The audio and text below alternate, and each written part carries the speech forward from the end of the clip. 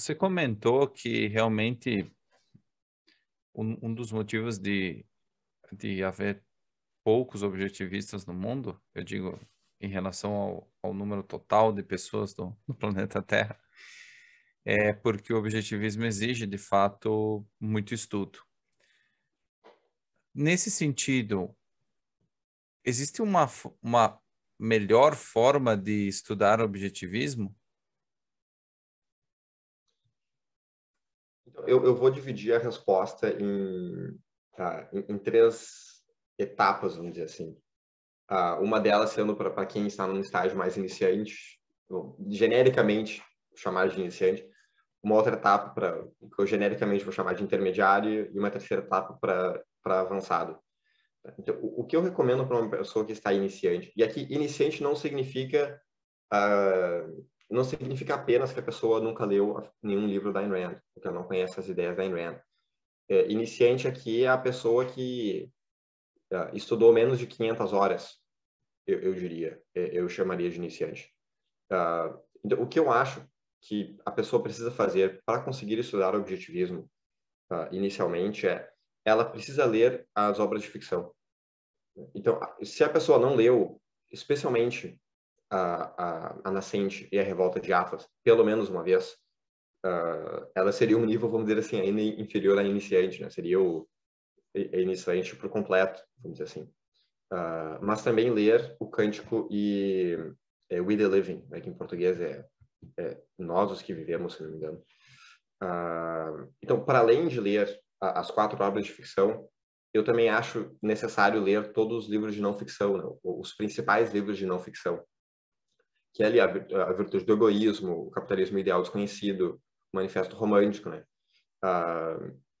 E ler também o OPAR, né? O Objetivismo, a Filosofia da Ayn Rand, que foi escrito pelo Leonard Peikoff, que dá uma explicação sistemática da filosofia. E eu também diria para fazer os cursos iniciais que estão disponíveis no campus do Instituto Ayn Rand. Então, todo esse conjunto de coisas, né, ler as obras de ficção, os principais livros de não ficção, ler o livro do Leonard Peikoff, ouvir, né, assistir os principais cursos iniciais que estão no campus do Instituto Ayn Rand. Tudo isso, eu diria que é necessário para a pessoa ter uma visão minimamente geral da filosofia. E, de novo, a maioria das pessoas não passa nessa etapa.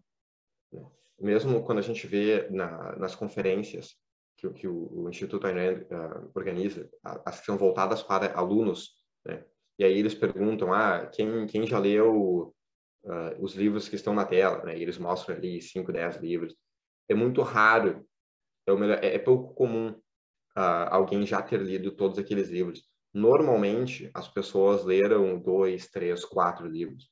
E isso até quem está ouvindo pode se avaliar e pensar aqui, sendo que existem em torno ali de 10, 12 livros que são os mais importantes. Isso que a gente eu nem incluo aqui a literatura secundária, né? Que aí são os livros que tem do Yaron Brook, os livros que foram com artigos, né, do Onkar Ghate, do Elan Journal.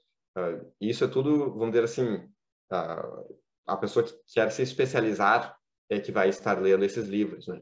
Mas para ter uma visão geral da filosofia, eu diria que é necessário a pessoa ler de fato o que a Ayn Rand escreveu, né? E não só ouvir uma palestra do Yaron Brook ou de outro intelectual. Nesse nível, vamos dizer assim, intermediário, né, que eu diria que aqui também, de novo, são necessárias mais algumas boas centenas de horas estudando. Eu acho que o que é importante fazer aqui é não só a pessoa estudar as ideias sozinha, né, não só ler os livros, mas eu acho fundamental a pessoa trocar ideias com outras pessoas. E isso acontece através de conversas, né, quer dizer, ter a sorte de conhecer alguém que também está estudando as ideias e poder discutir essas ideias com outras pessoas e de participar de grupos de estudo.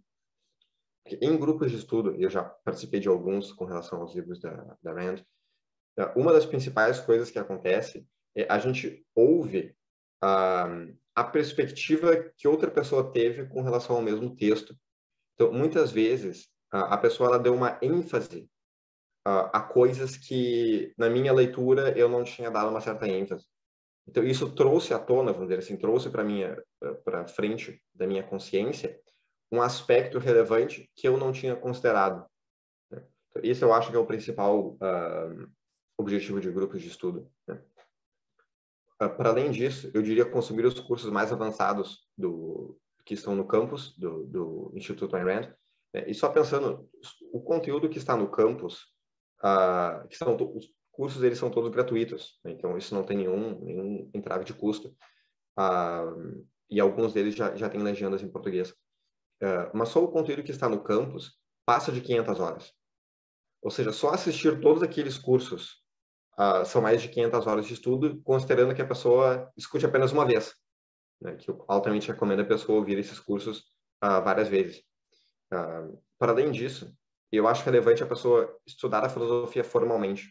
Então, não só ela ler os livros ou ela ter alguns grupos de discussão, mas ela ter intelectuais que estão ajudando a pessoa, né? Indicando caminhos de estudo que essa pessoa possa seguir, e dando feedback sobre a compreensão que a pessoa tem, e até avaliando a compreensão que a pessoa tem. Então, é muito fácil a pessoa dizer, eu sou objetivista, eu li as obras da Rand, mas quando tu faz uma pergunta para a pessoa, pede para ela explicar algum aspecto de metafísica, ou epistemologia, ou ética, tu vê o quão não clara estão essas ideias na mente da pessoa. Né? E isso é uma das principais vantagens do Objectivist Academic Center, né, o OAC, exatamente porque ele acaba sendo um teste, vamos dizer assim, ou uma espécie de um choque, para que o aluno ele possa ver exatamente o que ele não sabe e o que mais ele precisa estudar e tentar entender para, de fato, ter uma visão integrada da filosofia. Né?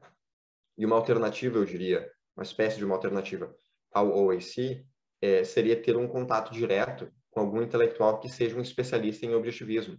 Né? E aí é um número muito limitado de pessoas, mas algumas delas são como o Greg Salmieri e a Tara Smith, né? Que são professores universitários.